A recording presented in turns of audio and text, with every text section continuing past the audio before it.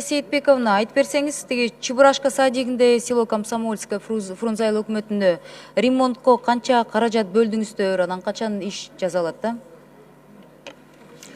Убакыт 2 секунд кетип калды. Тендер уже өтүп, курулуш иштери уже башталды. Анан ал жерге дагы бир кошумча 5 миллион да атышат. Ал болсо ошол жанагы оборудование, жабдуулар менен камсыз кылуу боюнча. Аны болсо 20-жылы жанагы целевой трансферт деп айтабызбы, же болбосо ошол республикалык бюджеттен карап беребизби, аны дагы мен ойлойм аягына чыгабыз. 5 миллион бул только ремонтко, анан дагы бир 5 миллион да атышат, аны дагы эсептеш керек ошол жабдууларга. Рахмат. Алтынай Сейитбековна, айтсаңыз, бизде Кыргызстанда бөйрөк оорусу менен канча адам ооруйт да? Статистика барбы?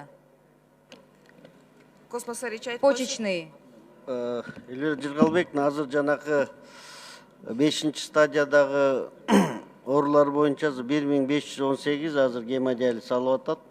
Жалпы Кыргызстанда гемодиализге чейин почечными заболеваниями сколько есть, статистика данные барбы?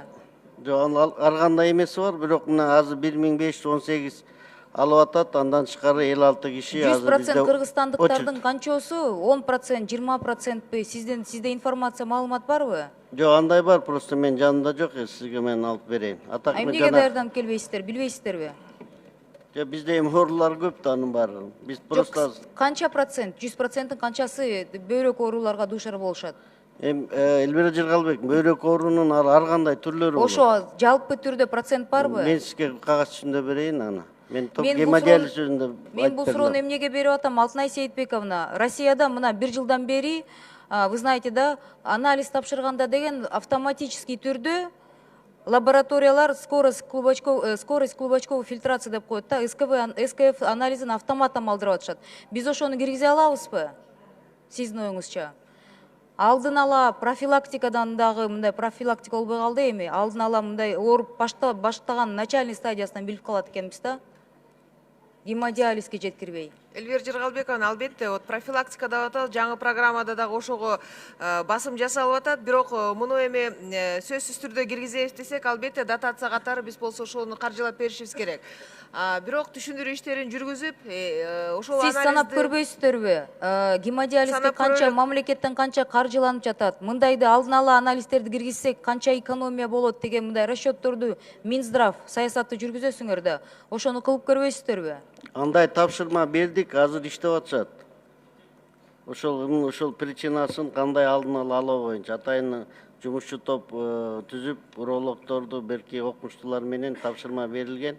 Анан сиз айтып аткан маселелер боюнча да иштеп атабыз. Просто лабораторный инструменттерди жана тесттерди алып келиш керек, аны биз карашыбыз керек да. Не хорошо, это в обязательном порядке киргизиш керек, анализдерди киргизиш керек, потому что гемодиализге мамлекеттен миллиондогон каражат компенсация кылып берип атасыңар да, в любом случае. Караңыздар, Алтынай Сейитбековна, это орустар 1 жылдан бери киргизиштир да, Российская Федерация, карап көрүңүз. Премьер-министр келип калыптыр. Урматтуу премьер-министр, мына массалык маалымат каражаттарында чыгып атат. Аскер пограничниктердин Ошский обл управленияда сотрудники Талгат Аланов погранслужбада коррупцияны айтып чыкса, сиздер тескери аны деген военный прокуратура тактайт деп атасыздар. Биз коррупция менен кантип күрөшөбүз анан? Системный коррупция менен кантип күрөшөбүз анан? Эгер маалыматты берип жатса, информациялы пресс-конференцияга, чтобы сотрудник силового блока кто-то вышел, это как минимум надо набраться смелости, да? И он набрался, вышел, а вы его сейчас засудить собираетесь. Бул кандай нерсе? Коррупция менен күрөш кандай болуп атат? Госэкотехинспекциясынын кызы чыкканда деле кандай ызы чолду элек? Мындай граждандык жактан реакция болбосо, аны да камат салмаксыңар да анда. Урматтуу Элвира Жыргалбековна, бул маселе боюнча албетте териштирүү болот. Териштирүү болуп, кимдики туура бул боюнча жыйынтыгын айтабыз сиздерге. Бул жерде мындай позиция болуп атат да, мамлекет деген жашырып атат да, мамлекет деген ачпай атат, тескери жашырып, экинчи сүйлөбөгүлө деген сөз да. Сиз кандай нерсеге алып келип атасыңар? Абдан туура эмес болуп атат. Жок, бул маселе боюнча да ачык биз териштирүү кылабыз. Сиз эгер катышам десеңиз, сиз менен да чакырыңыздар, катышып берем. Рахмат. Дагы бир нерсе, Мухаммедкалы Жукевич, мына бизнести коргойбуз деп атасыңар, бизнес инвестор дап келебиз деп атасыңар. Эки жума мурда Стамбулда чоң бизнес форум өттү. Сиз ким барган списокты көрдүңүзбү мамлекет тарабынан? Ишкерлерден ким барганын көрдүңүзбү? Bir gün калганда делегацияны жетектеген адамдар биякта жаныңызда отурат. Bir gün калганда бизнеске уведомление берип атышат. Это что за отношение инвестфорумга? 10 секунд. Bir gün калганда беришип, өздөрү Конрад деген пятизвездочный bir күндө жок дегенде 200-300 долларлык отельде жатышат. Ишкерлердин 500 ишкерлер жакта түрк тарабынан тосуп алабыз деп 300 ишкерди алып барабыз. Урматтуу Элвира Жыргалбековна. Бул абдан чоң ызычуу болот да. Түшүндүм. Микрофонуңуз иштеп Руслан атат. Арцбекович, берип коюңузчу процедурный, пожалуйста. Экинчи микрофон. Мен көп деле чыкпайм го процедурныйга. Мухаммедкал Жукевич. Экинчи микрофон. Мухаммедкал Жукевич. Иштеп атабы? Турцияда чоң жарым жыл мурда сүйлөшүп турсуңар. Панкратов барып. 500 түрк бизнесмен деген 300 кыргыз түрк кыргыз ишкерлер тосуп алабыз деп. 2 жума мурда кыргыз делегациясы барат. Кыргыз делегациясы ишкерлердин саны аябай аста. Бишкектеги ишкерлер арызданып атышат. Bir gün калганда Турцияга билеттер канча кымбаттайт? 1000 доллар болот. Bir gün калганда уведомление берип туруп, биздин делегация барып жыргап келет аякта. Анан мало того, что не организовали, тияка барып алышып, жанында отурган байкелер менин көзүмдү карап алыңыздар да. Бул 100% маалымат экен, сиз билесиз.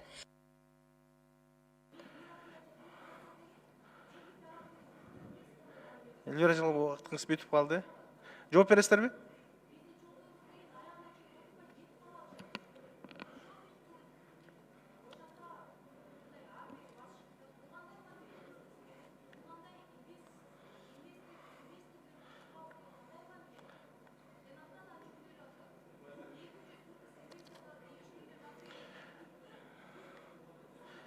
Элвира Жыргалбековна, убактыңыз бүтүп калды.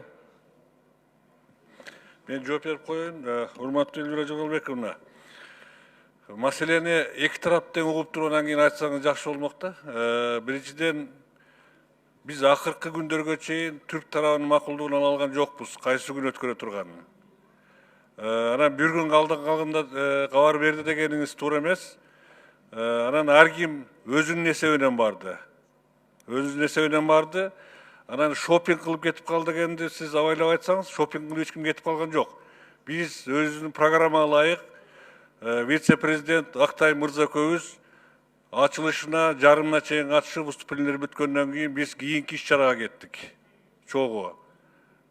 Шопинг жок бул жерде. Анан кечинде келип мен ошо бизнесмендер менен да жолуктум бизден барган. 350дөн ашык турк компаниясы. Анан бул жактан ким кааласа баргандардын бардыгын алып бардык, бирөөгө ограничение коюлган жок. Bir gün мурун айтылдыбы, bir ай мурун айтылдыбы? Биз качан билген күндөн баштап биз даярдыкты көрө баштадык. Сиз бизден да бир аз сурап койсоңуз болмок да, сизге доступный эле го информация. Анан бирөөлөрдүн айтканын айтып, ушул чоң трибунаны айтып атканыңыз туура эмес деп ойлойм буну. Бизден бир ооз сурасаңыз болмок. Жанатан берди эле көрүштүк. Менен да бир ооз сурасаңыз болмок, эмне кылдыңар ошону депчи. Биз ойлойбуз, эң жогорку деңгээлде жакшы өтүп келди бизнес форум. МПКны да абдан жакшы өткөрдүк деп ойлоймун. Түрк тарабы менен биздин жакшы жетишкен келишимибиз бүгүнкү күндөгү 400 миллион товар оборотубуз бар экен. Мына былтыркы жылы эки президентибиздин койгон тапшырмасы боюнча 2 жылдын ичинде ошону 1 миллиардка чыгарабыз деп биз вице-президент мырза менен сүйлөшүп, макулдашып пландарга кол коюшуп келдик. Бул менин оюмча биздин комиссия ушул делегациянын барган иш-чаралары абдан жакшы деңгээлде өттү деп ойлойм. Экинчи микрофон 10 секунд. Элвира Жыргалбековна. Сиз ошо кетип калгандан кийин ошакта чиновниктердин кайсынысы калганын тактап албайсыздарбы анда делегациядан? Сиз кетип бардыгы чогуу кетип калышты. Тактап бериңиздер. Мейли, тактап. Бериңиздер. Кайсы келишимге кол коюлганда мындай расмий айтып коюңуз анда да. Биздин кийинки иш-чарабыз Анкарада болчу. Бизнес форум немеде өттү, Стамбулда өттү. Ал жерден чыгып эле ошол МПКнын мүчөлөрүнүн баардыгы биз менен кошо чыгышты, биз баарыбыз Анкарага учуп кеттик. Кечки самолет менен.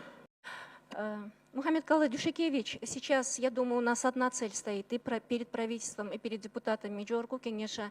Это мы ждем системных изменений в подходе и требуем от правительства ускорения процессов, активизации правительства в вопросах экономической, фискальной политики, выявления фискализации теневой экономики.